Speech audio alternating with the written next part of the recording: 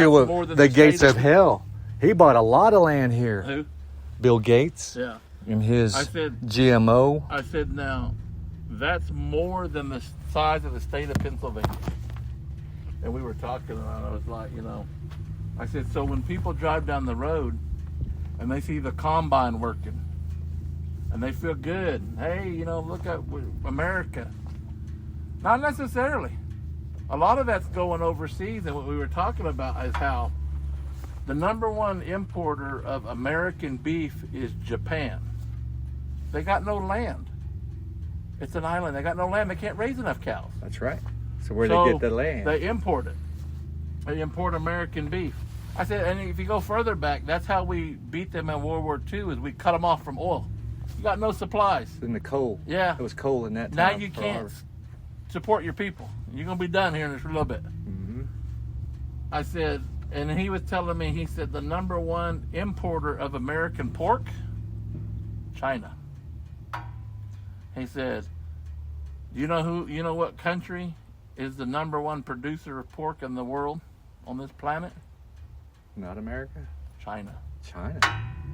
So they not only produce the most pork on the planet, but they also buy the most American because they can't do enough to feed their people. That's why they're coming here, buying these farmlands. The grains and things that are grown on those farmlands don't stay here. No. They It's go on to a their boat. homeland. Mm-hmm. So, and I said... They're like tenant farmers. Yeah. I said,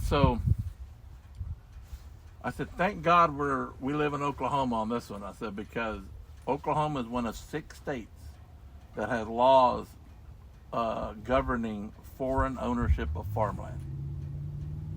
I said, because Canada owns the most of any foreign entity in America of farmland. And countries, obviously China, Luxembourg. Keep an eye on them. Yeah, The they're gold just a little exchange. bitty country that has a lot of people. Same thing. There's not enough land in their home country, so they're buying it here to farm here to move that grain over there. I said, and people, either they're not aware of it, hadn't hit them yet, and they're buying it up. Ostrich. Head in the sand. I mean, you can look at the stores, man. Yeah, Truckers are not even leaving. He's right over here. Mhm. He ain't leaving for the price of the fuel to go. Mhm. So only ones who are doing it is corporations. Amazon, Mhm. Post Office, UPS, those people. They got that monopoly. Mhm. Truckers ain't leaving. And that's what we talked about too. My son was saying, in less than 20 years, the family farm's going to be gone. Can't afford to do it. It's all going to be corporate farming. He was telling me about this process that's in farming now.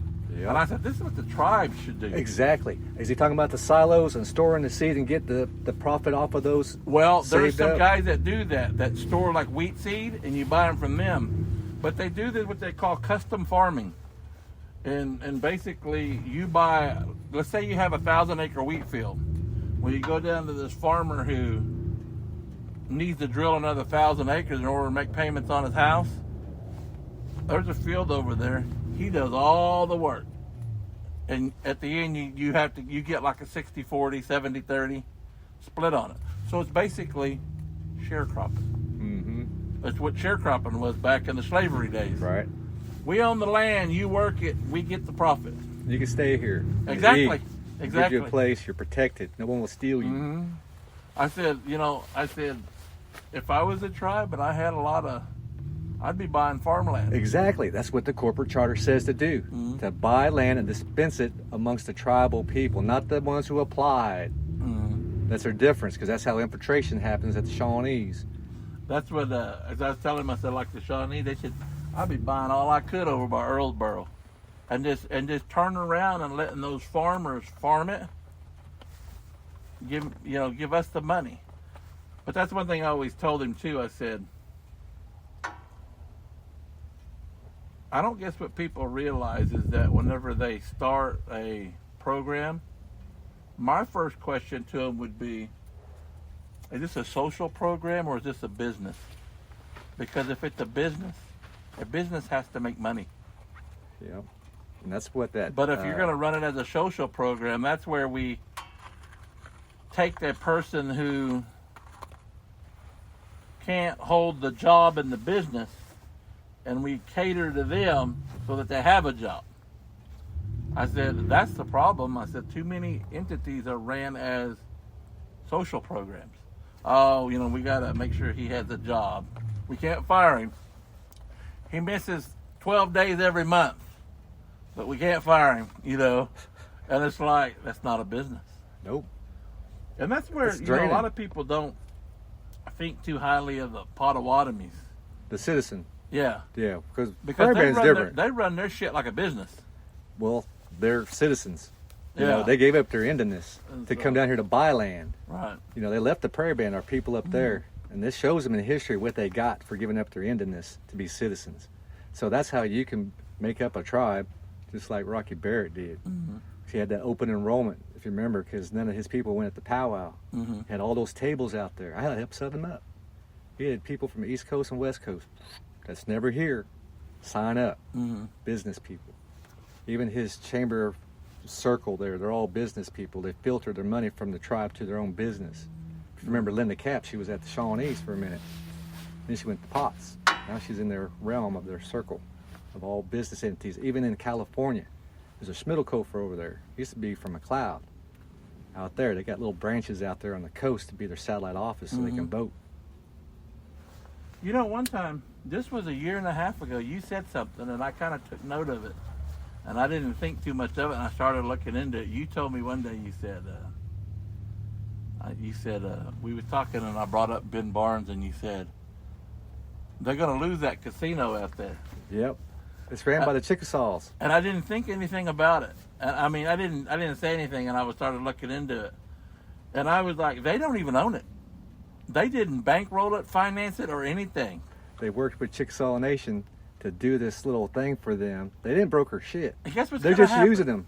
That's Class 3 gaming over there. Live action, craps Yeah. and all that with 4 states to come right there. Chickasaws will run that. They've been running it for 5 years. They're going to take owner turnkey on that shit. They're gonna come and get it. They will. Mm-hmm.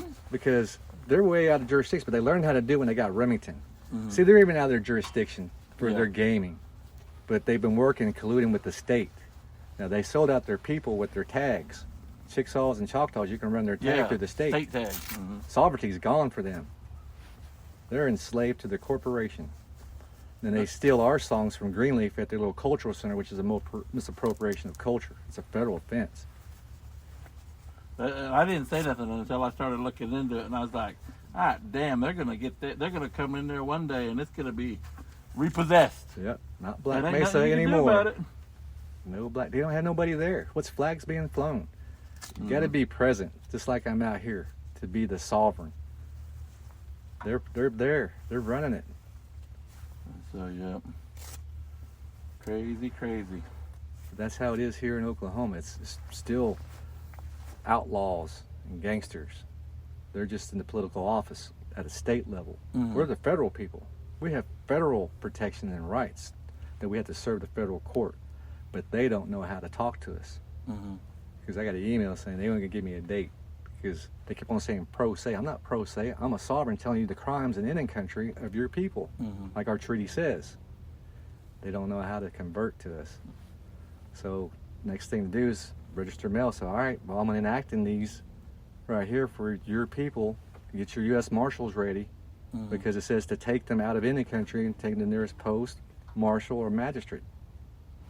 Not to harm them, but to take them off Indian country Mhm. and take them over there. It's in our treaty, Article 9 and 7, actually. I think that's one of the big things too, or I don't know if it's just an excuse they use or what, is how do you define Indian country? Their terms, because that's what they use, you know, Indian country, is the land before they got here. Like this right here, it's undeveloped unless I come out here and develop it. This is Dawes allotted land right here. They removed this too. So they say, be you before we got here, before colonization. Mhm. Keep your ceremony, keep your law. That's what those treaties are for. Protect you. And then over time, they started wanting to get federal recognition. They gave out these templates to everybody. to fill out just to get recognized, and you're supposed to tear it up and throw it away and put your law in, which Shawnees do have that if you get the Code of Laws. So I got PDFs of all that book, the Code of Laws book, that I got to put on the webpage that y'all can get. That way, or I'm going to read it on the podcast. That way you can drive, and I'll do my 2 cents on it as the tribal prosecutor for our people, because it's in there. It's supposed to be our ceremonial law in there too. If you go in the tribal courts section of that tab, it says ceremonial law first, then common law, which is forgive me, I forgive you, shake hands and go. Then they throw the martial law in there. And how do you know that? Look at your flagpole at your corporation. If your flag's not on top, you've been captured. That's an American flag at the Shawnees with the ball on top. That's the contract, because it's our corporation. Ours is under here. When you go to the court, what flag's in there? If it's not yours, you're in the wrong court, because you have a law. You have a code of laws and a treaty and a constitution and bylaws that those executive tax collectors are supposed to enforce, and they don't. So you got to get into your business. That's what I've been blowing up now since that Supreme Court and the Oklahoma Indian Child Welfare Act, and why I don't have my children, because they wouldn't step up. But now I jump through the hoops, or what they say you have to do. Before that, I would be just like anyone else, an angry Indian. When I went and got those degrees, jumped through, got that law school, economic development, regional city, all this stuff, I didn't choose to. It just happened to fall in that place to where it worked out. Only Creator could do that. You know, so applying in 2018 for Attorney General, they hired Gary Pitchland, my instructor. There's the fraud, man. And they came from our chief, Calvin White, to the tax collector, old John Raymond, to hire one of our own. We need one of our own in there. I saved the text on Messenger, man. He goes against our own chief down here, against the people. He always wondered, where's the children at the ground? They're farmed out to the imposter court. Little Axe babies, 4 of them, all gone with this white lady, banking too, riding a red Jeep. $4,000 per child, probably more now. Yeah, I've seen that, not just for Indian babies, but just on the state too. Man, Watch Blackstone. foster kid, that's Watch a business. Blackstone. That's what I'm going to do with these people. I'm going to start educating them, like, what is sovereignty? What is OICWA? Then we're going to watch Blackstone, because it's exactly how these tribal corporations are. It starts out with the dude who skins, if you remember that. He burns this bar down, his brother's in it, and it gets all burned up. But at the end, they throw red paint on the foreheads of the presidents. It bleeds down. That's a good Indian flick. But anyway, Skins. I'll check it out. But he's a lead guy as a governor for this tribe, and he's corrupt as shit. And he gets voted out. Somebody steps in, tries to fix all the stuff, transparency and all that. Then children are involved. People are committing suicide. There's a murder on there. Everything that pertains to Indian country, we can talk about every episode on that Blackstone. If I go live on my TikTok, on my laptop, I'll play Blackstone. And as it's playing out, so here's a federal law that's being violated. So now that you know. So I'll educate while we're watching this episode. Then it'll be alive, which can be downloaded, and you can watch it again or play it over. I'll throw it on Facebook. That way people's going to actually get informed. I got to get it to where they're not just sitting there watching it while they're driving, while they're working. Put this earbuds in and get informed. That's the only way I know how to do it. Yeah, you know, I've always wondered that. I always wondered why they never have an Indian AG. You know, Collusion, man. They use Black's Law in there too. Because I went it's once. like, how is he an expert in what's best for us? You know. Yep, that's a good question for Hobbs, Strauss, Dean, and Walker, because they did the same thing to the Cheyenne and Arapahoes they did to us. I have the playbook because Rick Dane Moore did the suit for the Cheyenne and Arapaho against Hobbs, Strauss, Dean, and Walker and some other people, aiders and abettors. Same thing. They went right down to the BIA, said all this stuff, try to get them that 4 years extension, kind of give themselves a raise, 2 years with all this stuff. They did the same thing to Cheyennes, man, and nothing happens to them. Yep. Yet, somebody's got to give us a case. Now let's go to the Supreme Court.